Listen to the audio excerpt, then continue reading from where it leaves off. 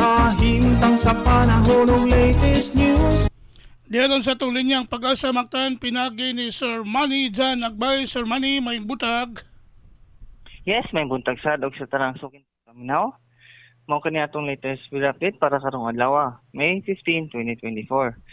Ang shearline o kaning pagtagbo sa init ug bugnaw nga hangin ang mo'y nakaapekto karon sa silangang bahin sa Northern Luzon.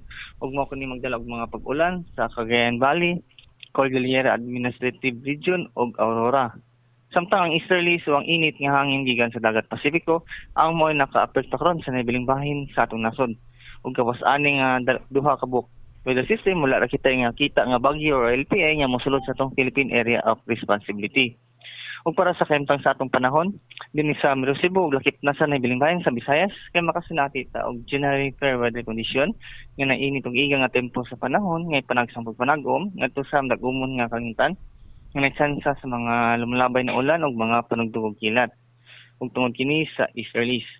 Ug para sa kahimtang sa hangin ug sa kadagatan, hinay ngadto na sa kasarangan nga hangin nagauro sikan sa silangan ngadto na sa amyan ng silangan ang mopusalabi dinhi sa tibuok Visayas. Din ang balod sa atong kadagatan malinawon ngadto na sa kasarangan ang pagbalod.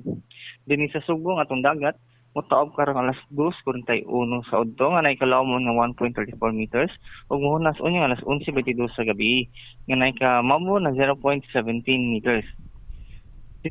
So Cebu nga atong temperatura para karong adlaw mag-range kini gikan sa 28 to 33 degrees Celsius.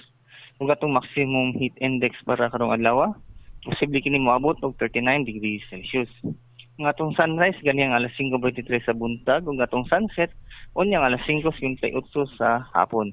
Ug mao lang kanatong latest weather update gikan diri sa Batan sa Pag-asa diri sa Mactan kini si Manny Jan Agbay, may buntag. Salamat Sir Manny, nga may butag sa Pag-asa. Okay, good morning.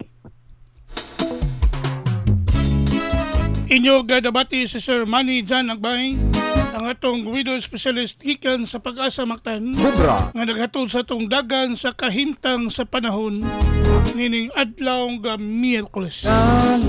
Salamat sa Pag-asa Mactan og mayong buntag kaninyong tanan. Kahimtang sa panahon ng latest news.